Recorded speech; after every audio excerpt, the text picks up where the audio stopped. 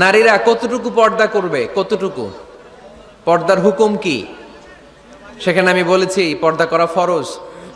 এই পর্দা আপনার অধিকার, এটা আপনার আভিজাত্যের প্রতীক, আপনার রুচির প্রতীক।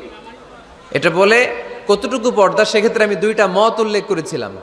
মত নাম্বার 1, সারা শরীর ঢেকে রাখবে, ফেসটা খোলা রাখবে, হাত খোলা রাখবে, এটা একটা মত। আরেকটা মত, সব ঢেকে রাখতে হবে, শুধু চোখ খোলা, তাই না?